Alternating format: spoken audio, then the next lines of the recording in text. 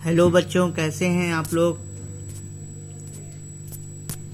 आज हम आपको केमिस्ट्री का कुछ इम्पोर्टेंट क्वेश्चन लाने वाले हैं जो आपके परीक्षा पॉइंट ऑफ व्यू से बहुत ज़्यादा इम्पोर्टेंट है।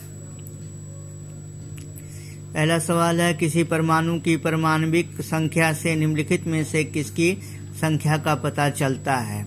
प्रोटॉन का पता चलता है। किसी परमाणु की परमाणविक संख्या से निम्नलिखित में से किसकी संख्या का पता चलता है, तो प्रोटॉन की पता चलता है।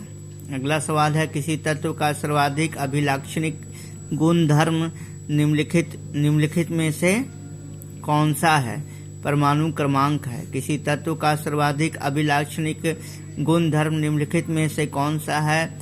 परमाणु क्रमांक है। निम्नलिखित तत्वों में से किसकी परमाणु संख्या फास्फोरस की तुलना में अधिक है। क्लोरीन की है। निम्नलिखित तत्वों में से किसकी परमाणु संख्या फास्फोरस की तुलना में अधिक है। क्लोरीन की है। अगला सवाल है, निम्नलिखित तत्वों में से किसकी परमाणु संख्या नियॉन की तुलना में अधिक है। मैग्नीशियम की है। निम्नलिखित तत्वों में से किसकी परमाणु संख्या नियॉन की तुलना में अधिक है। मैग्नीशियम की है। अगला सवाल है, निम्नलिखित तत्वों में से किसकी परमाणु संख्या आयरन की तुलना में अधिक है। कोबाल्ट की है। निम्नलिखित तत्वों में से किसकी परमाणु संख्या आयरन की तुलना में अधिक है। कोबाल्ट की है। अगला सवाल है, निम्नलिखित तत्वों में से किसकी परमाणु संख्या क्लोरीन की तुलना में अधिक है। पोटेशियम की है। निम्नलिखित तत्वों में से किसकी परमाणु संख्या क्लोरीन की तुलना में अधिक है। वो किसकी है। क्लोरीन की है। अगला सवाल है, निम्नलिखित तत्वों में से किसी परमाणु संख्या मैग्नीशियम की तुलना में अधिक है। एल्युमिनियम की है। निम्नलिखित तत्वों में से किसकी परमाणु संख्या मैग्नीशियम की तुलना में अधिक है। एल्युमिनियम की है। ऋण आवेशित परमाणु ऋणायन में प्रोटॉन की संख्या कितनी है। तत्व के परमाणु क्रमांक से कम है। ऋण आवेशित परमाणु ऋणायन में प्रोटॉनों की संख्या क्या है। तत्व के परमाणु संख्या से कम है।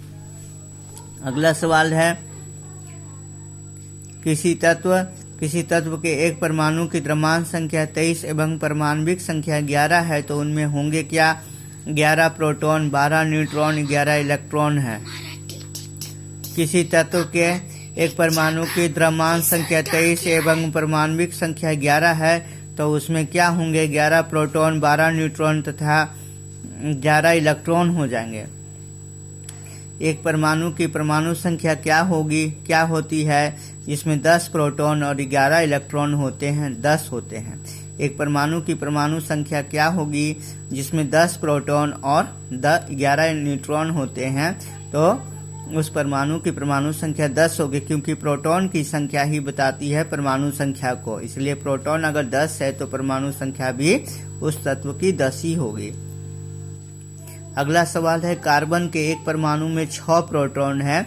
इसकी द्रव्यमान संख्या 12 है, तो कार्बन के एक परमाणु में कितने न्यूट्रॉन होते हैं। कार्बन के एक परमाणु में 6 न्यूट्रॉन होते हैं। कार्बन के एक परमाणु में 6 प्रोटॉन होते हैं और इसकी द्रव्यमान संख्या क्या होती है। 12 होती है। कार्बन के एक परमाणु में कितने न्यूट्रॉन होते हैं। 6 होते हैं। अगला सवाल है, एफी के न्यूक्लियस में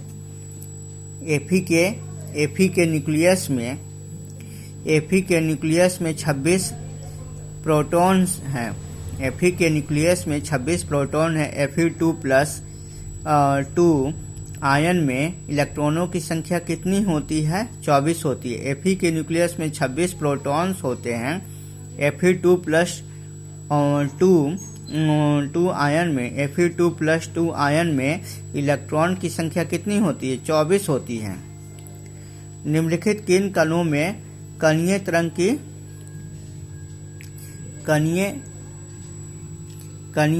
की द्विप्रकृति पाई जाती है।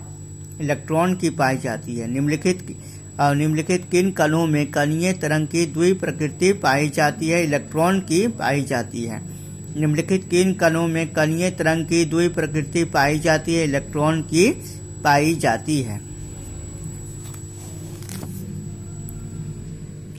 अगला सवाल है, कितने प्रकार की क्वांटम संख्याएं होती हैं? 4 प्रकार की क्वांटम संख्याएं होती हैं। कितने प्रकार की क्वांटम संख्याएं होती हैं? 4 प्रकार की क्वांटम संख्याएं होती हैं। चक्रण क्वांटम संख्या के कितने मान संभव हैं? 2 मान संभव हैं। चक्रण क्वांटम संख्या के कितने मान संभव है? 2 मान संभव है।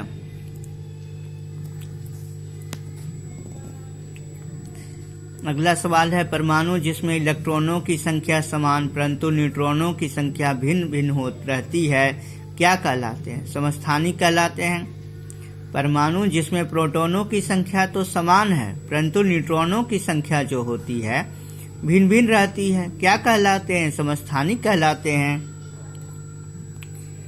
2 परमाणुओं को समस्थानिक कहा जाता है यदि उनका परमाणु क्रमांक समान हो परंतु उनकी द्रव्यमान संख्या क्या हो? भिन्न भिन्न हो। 2 परमाणुओं को समस्थानिक कहा जाता है यदि उनका परमाणु क्रमांक समान हो परंतु उनकी द्रव्यमान संख्या क्या हो? भिन्न हो। अगला सवाल है, निम्नलिखित कथनों में से कौन सा या कौन से समस्थानिकों तथा समभारिकों का संबंध में सही है? समस्थानिक की समान संख्या द्रव्यमान संख्या होती है, ये गलत है। समभारकों की समान परमाणु संख्या होती है, ये भी बात गलत है। अगला सवाल है, एक तत्व के समस्थानिकों के अणु के द्रव्यमान में अंतर का क्या कारण है? उनके नाभिक में न्यूट्रॉन की अलग अलग संख्या। एक तत्व के समस्थानिकों के अणु के द्रव्यमान में अंतर का क्या कारण है? उनके नाभिक में न्यूट्रॉन की अलग अलग संख्या। अगला सवाल है, समान तत्व के सभी आइसोटोप में क्या होता है? एक जैसी परमाणविक क्रमांक किंतु भिन्न भिन्न परमाणविक संहति होती है। समान तत्व के सभी आइसोटोप में क्या होता है? एक जैसी परमाणविक क्रमांक होते हैं किंतु भिन्न भिन्न परमाणविक संहति होती है। अगला सवाल है, जब किसी तत्व के परमाणु की एक से ज्यादा द्रव्यमान संख्या होती है तो उसे क्या कहते हैं? आइसोटोप कहते हैं। जब किसी तत्व के परमाणु की एक से ज्यादा द्रव्यमान संख्या होती है तो उसे क्या कहते हैं? आइसोटोप कहते हैं। आइसोटोप्स के रासायनिक गुण क्या होते हैं? समान होने चाहिए। आइसोटोप्स के रासायनिक गुण क्या होने चाहिए? समान होने चाहिए। अगला सवाल है, हाइड्रोजन के रेडियो सक्रिय समस्थानिक को क्या कहते हैं? ट्राइट्रियम कहते हैं। हाइड्रोजन के रेडियो सक्रिय समस्थानिक को क्या कहते हैं? ट्राइट्रियम कहते हैं। समभारकों में क्या होता है? समान भार संख्याएं होती हैं किंतु विभिन्न परमाणु संख्याएं होती हैं। समभारकों में क्या होती हैं? समान भार संख्याएं किंतु विभिन्न परमाणु संख्याएं होती हैं।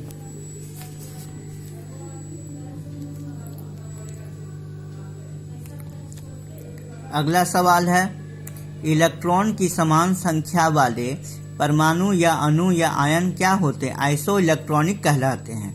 इलेक्ट्रॉन की समान संख्या वाले परमाणु अणु आयन क्या कहलाते हैं? आइसो इलेक्ट्रॉनिक कहलाते हैं।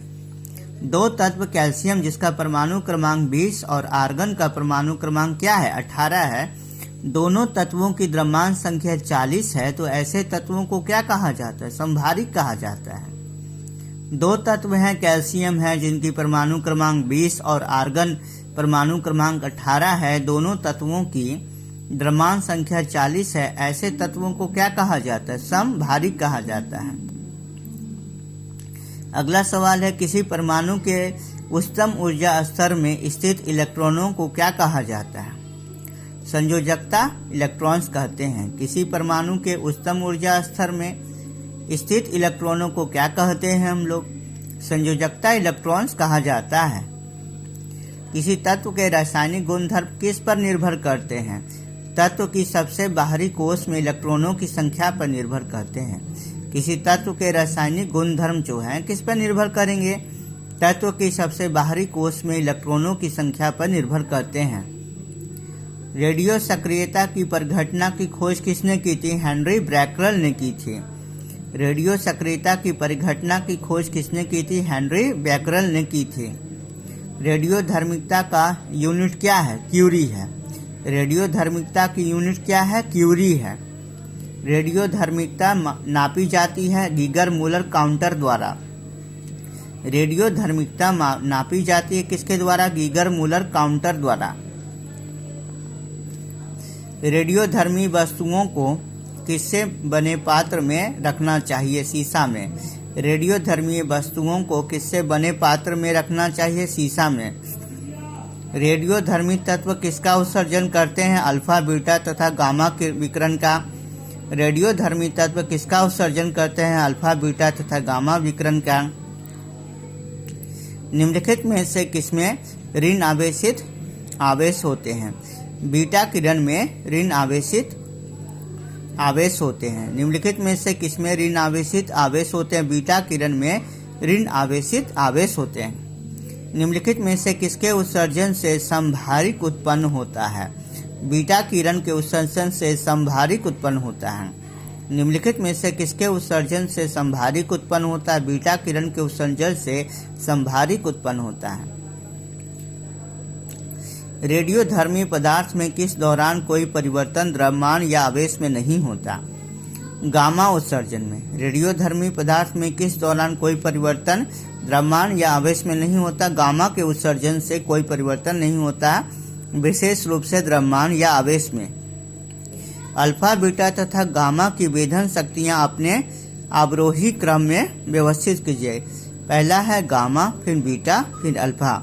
अल्फा, बीटा, गामा की वेधन शक्तियां अपने अवरोही क्रम में किस प्रकार में होती हैं? पहले गामा है, फिर बीटा है, फिर अल्फा है।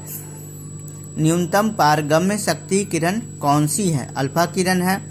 न्यूनतम पारगम्य शक्ति किरण कौन सी है? अल्फा किरण है। अल्फा कण में क्या होते हैं? 2 प्रोटॉन व 2 न्यूट्रॉन होते हैं।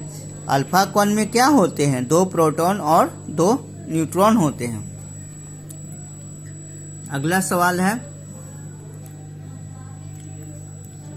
अल्फा पार्टिकल्स क्या होते हैं? बिल्कुल हीलियम के केंद्रक के जैसा होते हैं। अल्फा पार्टिकल कैसे होते हैं? बिल्कुल हीलियम के केंद्रक के जैसे होते हैं। अल्फा कण में 2 धनात्मक आवेश चार्ज होते हैं। इनका द्रव्यमान निम्न में से किस एक के बराबर होता है? हीलियम के एक परमाणु के द्रव्यमान के बराबर हो जाता है। अल्फा कण के 2 धनात्मक आवेश यानी चार्ज होते हैं। इनका द्रव्यमान निम्न में से किस के लगभग बराबर होता है? हीलियम के एक परमाणु का द्रव्यमान के बराबर हो जाते हैं। रेडियो एक्टिव सामग्री से उत्सर्जित बीटा किरणें क्या हैं? केंद्रक यानी न्यूक्लियस के चारों ओर घूमने वाले इलेक्ट्रॉन्स होते हैं। रेडियो एक्टिव सामग्री में उत्सर्जित बीटा किरणें क्या हैं? केंद्रक यानी न्यूक्लियस के चारों ओर घूमने वाले इलेक्ट्रॉन्स हैं। अगला सवाल है, गामा किरणें किससे बनी होती हैं? विद्युत चुंबकीय तरंगे से। गामा किरणें किससे बनी होती हैं? विद्युत चुंबकीय तरंगे से बनी होती हैं। अगला सवाल है, किसी नाभिक के गामा क्षय से क्या होता है? ना तो नाभिक की द्रव्यमान संख्या बदलती है और ना ही परमाणु क्रमांक बदलता है। किसी नाभिक के गामा क्षय से क्या होता है? ना तो नाभिक की द्रव्यमान संख्या बदलती है, ना ही परमाणु क्रमांक बदलता है। निम्नलिखित में से कौन एक रेडियो सक्रिय तत्व है? प्लूटोनियम है। निम्नलिखित में से कौन एक रेडियो सक्रिय तत्व है? क्या है? प्लूटोनियम है। अगला सवाल है, कार्बन डेटिंग निम्न की आयु निर्धारण हेतु प्रयुक्त होती है, जीवाश्म की आयु निर्धारण में प्रयुक्त होती है। कार्बन डेटिंग निम्न की आयु निर्धारण हेतु प्रयुक्त होती है, जीवाश्म की आयु निर्धारण हेतु प्रयुक्त होती है। कार्बन तिथि निर्धारण में कार्बन का कौन सा या कौन से समस्थानिक प्रयुक्त होते हैं? केवल C614। कार्बन तिथि निर्धारण में कार्बन का कौन सा या कौन से समस्थानिक प्रयुक्त होते हैं? केवल C614 होते हैं। रेडियो धार्मिक पदार्थ के अर्धायु 10 दिन है। इसका अभिप्राय यह है कि पदार्थ के 3/4 भाग का विघटन 20 दिनों में हो जाएगा। एक रेडियो धर्मी पदार्थ की अर्धायु 10 दिन है। इसका अभिप्राय यह है कि पदार्थ के 3/4 भाग का विघटन कितना दिनों में हो जाएगा? 20 दिनों में हो जाएगा। रेडियो धर्मी पदार्थ का आधा जीवन काल 70 दिन का है। उसी पदार्थ का 1 ग्राम कितने दिन बाद 0.25 ग्राम का रह जाएगा? 140 दिन के बाद। अगला सवाल है, किसी रेडियो सक्रिय पदार्थ रेडियम की अर्धाई 1600 वर्ष है, कितने वर्ष बाद रेडियो सक्रिय पदार्थ का 25% अंश बच जाएगा? 3200 वर्ष बाद। प्यारे बच्चों, मैंने आपके लिए केमिस्ट्री का कुछ इम्पोर्टेंट सा सवाल लाया है जो आपके परीक्षा पॉइंट ऑफ व्यू से बहुत ज़्यादा इम्पोर्टेंट है। मेरे चैनल को लाइक कीजिएगा, सब्सक्राइब कीजिएगा और ज़्यादा से ज़्यादा शेयर कीजिएगा। आने वाले समय में और अच्छा वीडियो मैं आपके लिए लाऊंगा। ओके, बाय बच्चों।